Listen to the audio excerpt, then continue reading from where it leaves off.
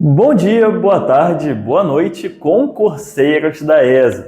Eu sou o Caio, passei no concurso em 2020 e esse é o canal Contribuir. A ideia do vídeo de hoje é contribuir também na sua aprovação em História, agora encerrando nossa sequência de aulas sobre Brasil Império. É isso mesmo, pessoal, estamos chegando ao fim de mais um período da nossa história.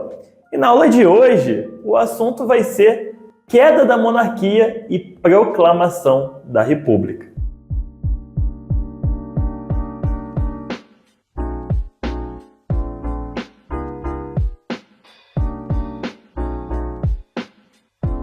Bom, pessoal, temos estudado algumas aulas já sobre o Segundo Reinado, correto? Vimos os aspectos gerais da política interna, os aspectos gerais da economia, falamos também da questão Quist e a questão Platina, que foram bem relevantes na política externa do momento, né? E na última aula vimos ainda a Guerra contra Aguirre e a Guerra da Tríplice Aliança. Pois bem, na aula de hoje a gente está encerrando não só o Segundo Reinado, como também o período imperial brasileiro, tá? Nessa aula vocês vão conhecer todas as leis abolicionistas que foram feitas, vão entender os motivos que enfraqueceram a monarquia brasileira e, por fim, vão ver como se deu a proclamação da nossa república, tá ok? Mas antes da gente entrar nesses assuntos, você já sabe, não deixe de pegar o seu caderno de anotação e copiar toda a caixa de texto que aparecer aí na sua tela a partir de agora. Esteja em um local tranquilo também, sem distrações, sem perturbações, sem o cocô ter a cocota, né? Se ele estiver aí na sua casa, ó, já vê o tempo dessa aula aí e fala, ó, daqui a tanto tempo você volta, sai daqui agora. E é isso, pessoal, espero que esteja tudo certo e vamos lá. Começando o nosso estudo, então, vamos conhecer agora as leis abolicionistas, tá bem? E antes de tudo, o que é que são leis abolicionistas? Eram leis que tinham como objetivo promover a liberdade dos escravos de maneira gradual, ok? E sabendo disso, você já pode anotar aí no seu resumo que a primeira lei abolicionista que a gente teve foi a Lei Feijó, decretada no ano de 1831. E é o seguinte, essa lei declarava livre todos os escravos que chegassem ao Brasil a partir dessa data. E declarava culpado também o comandante das embarcações, financiadores e compradores. Agora, deixa eu te perguntar uma coisa. Alguma vez na sua vida, você já ouviu aquela expressão para inglês ver? Tipo assim, ó. Ah, isso aí foi feito apenas para inglês ver. Ah, isso só existe para inglês ver. Já ouviu algo parecido com isso? Então, essa expressão surgiu através dessa lei aqui, tá, pessoal? Porque a Inglaterra estava pressionando o Brasil pelo fim da escravidão. Então, para acalmar com os ânimos dos ingleses, foi feita essa Lei Feijó. Uma lei que, no sentido literal da palavra, foi feita apenas para inglês ver. Pessoal, essa lei não mudou nada na vida do país. Ela não saiu do papel. Os traficantes de escravos continuaram trazendo escravos para o Brasil e o Estado fingia que não via nada. As coisas realmente começaram a mudar a partir de 1850, quando foi decretada a Lei Eusébio de Queiroz, que extinguia o tráfico internacional de escravos para o Brasil. E a partir daí teve mais seriedade, né? O negócio foi realmente levado a sério. Partindo para a próxima, no ano de 1871, vingou a Lei do Ventre Livre, ou seja, era considerado livre todos os nascidos de mãe escrava a partir da data de promulgação dessa lei. Mas olha só, pessoal, vamos comentar um pouquinho melhor sobre essa lei aí, tá? E eu já adianto que o que eu vou falar agora eu não considero muito importante a título de prova, mas a título de conhecimento eu considero. Por isso que eu vou falar. Olha só, olhando o esqueleto da Lei do Ventre Livre, parece muito bonitinho, né? Realmente parece que as coisas estão evoluindo. Mas se você pega essa lei na íntegra, você vai perceber que ela não tem como sair do papel. É mais uma lei para inglês ver. Porque pensa comigo, ao mesmo tempo que essa lei libertava os filhos da mãe escrava, ela também libertava o proprietário dessa mãe da obrigação de alimentar o filho dela. Ou então, essa criança poderia permanecer sob a tutela do proprietário até completar 8 anos de idade. E após isso, o proprietário decidia ou receber uma indenização ou explorar esse escravo livre até que ele completasse 21 anos de idade. E a conclusão disso tudo eu deixo por vocês. No ano de 1885, tivemos a Lei dos Sexagenários, que declarava livre os escravos com mais de 65 anos de idade. E pessoal, não tô querendo ser chato, tá? Mas eu vou comentar sobre essa lei aí também. Para pensar comigo, pouquíssimos escravos chegavam aos 65 anos. Os que chegavam, nem condições de trabalhar eles tinham mais. Normalmente, representavam apenas custos para os seus proprietários. Ou seja, essa era uma lei abolicionista inútil, que falava, mas não falava coisa nenhuma. E ainda liberava o dono de escravo da obrigação de alimentar um escravo idoso que não tinha rendimentos mais.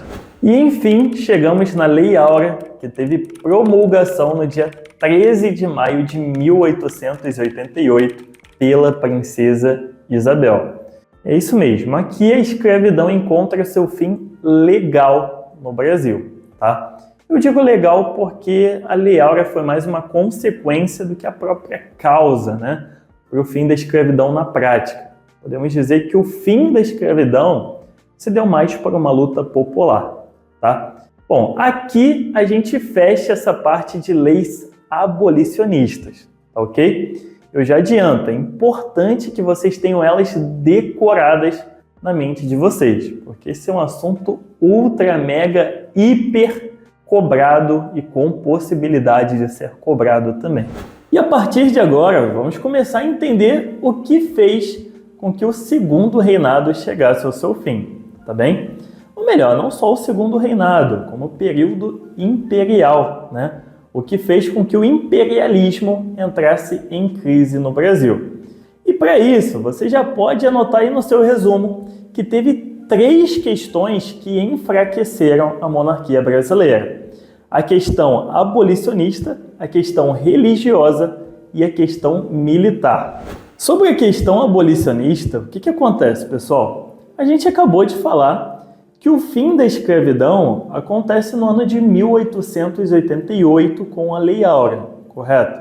E a gente vai falar daqui a pouco que a proclamação da República acontece no ano de 1889, ou seja, um ano depois. E isso não é coincidência, tá, gente? O fim da monarquia está completamente ligado ao fim da escravidão. Na verdade, é uma consequência do fim da escravidão. E por que isso? Porque era um dos principais interesses da elite agrária manter o trabalho escravo no Brasil. Então, enquanto a monarquia consegue proteger esse interesse, a elite agrária caminha junto com o rei. Agora, a partir do momento que a escravidão foi extinta no país, não tem por que os grandes proprietários rurais continuarem defendendo o regime monárquico. Pegaram a ideia? Então, para ficar mais claro, o fim da escravidão ocasionou uma separação entre a elite agrária e o regime monárquico. E com isso, dá para a gente notar que o pilar que sustentava a monarquia no Brasil era justamente o trabalho escravo. Beleza? Outra questão que enfraqueceu a monarquia brasileira foi a questão religiosa. E aqui eu vou precisar relembrar vocês da Constituição de 1824, onde ficou estabelecido que a religião oficial do Brasil seria o catolicismo, através do regime do padroado. Vocês lembram disso? Então, nesse regime, a Igreja é submetida ao Estado, e as ordens do Papa só seriam acatadas aqui no Brasil sob a aprovação do imperador. Pois bem, o Papa da época, o Papa Pio IX, manda uma ordem proibindo a permanência de maçons nos quadros da igreja. Porém, o imperador Dom Pedro II, que também era maçom, não aprova essa ordem papal aqui no Brasil. Mas até aí tudo bem, tá, pessoal? Até aí tudo beleza. O problema mesmo que fez isso repercutir foi quando dois bispos, o bispo Dom Vidal de Olinda e o bispo Dom Macedo de Belém, decidiram desobedecer ao imperador e acatar a ordem papal, sendo punidos por conta disso. E esse episódio causou ali um atrito entre igreja e Estado, abalou, as relações. E para fechar esse pacote, tivemos também a questão militar, tá bem? Depois da Guerra da Tríplice Aliança, o exército brasileiro se fortaleceu e foi adquirindo uma importância que o governo monárquico não reconhecia. Para se ter uma noção, os militares eram proibidos de participar da política e importantes oficiais chegavam a ser punidos por suas atitudes públicas. Então, por isso, de fato, a monarquia não podia contar com o apoio militar também. E é importante saber que entre os militares vinha se propagando ideias positivistas, abolicionistas e republicanas. Bom, além dessas questões que enfraqueceram a monarquia brasileira, outra coisa que corroborou nesse processo foi a expansão do republicanismo. Se a gente parar para pensar um pouquinho, uma coisa meio que chama a outra, pessoal? Porque se a gente quer acabar com o imperialismo, nós precisamos de um outro sistema que possa substituí-lo. Isso é meio óbvio, E sobre esse assunto, nós podemos dizer que o movimento republicano ganhou uma formação mais sólida e concreta depois da Guerra da Tríplice Aliança. No ano de 1870, a imprensa do Rio de Janeiro publicou o Manifesto Republicano, que naquele ano tinha como objetivo divulgar o movimento em formação. E para vocês entenderem, em um dos trechos eles afirmavam: somos da América e queremos ser americanos. Ou seja, somos da América e queremos proclamar a República como todos os países daqui fizeram. 3 anos depois da publicação desse manifesto, o negócio evoluiu e foi criado o Partido Republicano Paulista, que teve o apoio de importantes fazendeiros de café. Tá bem? E agora, pessoal, preste atenção aqui no seguinte. Se liga em todas as classes que prestaram seu apoio ao republicanismo, tá? Eu vou fazer meio que um resumo aqui de como cada classe reagia a essa possibilidade. Então, começando pelos militares do Exército. Como eu já tinha falado, eles eram favoráveis. Os fazendeiros de café também mostraram o seu apoio. Sobre os setores médios urbanos, esse pessoal não tinha participação na política, mas mostravam-se favoráveis ao republicanismo, tá? Em relação à igreja, como a gente já falou, teve aquele desentendimento, aquele atrito entre os dois lados. Então, explicando de uma forma bem objetiva, a igreja não mostrou seu apoio formalmente ao republicanismo, mas, por outro lado, nada fez para tentar salvar a monarquia. Conseguiram entender?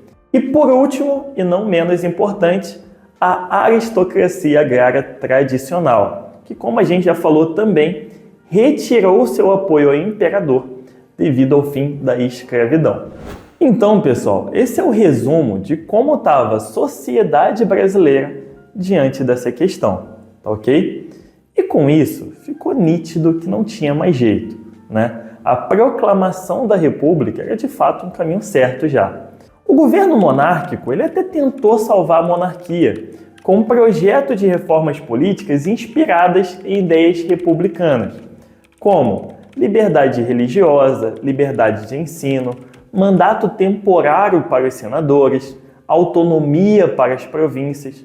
Porém, foi tarde demais e aquele parlamento tradicional monárquico recusou o projeto.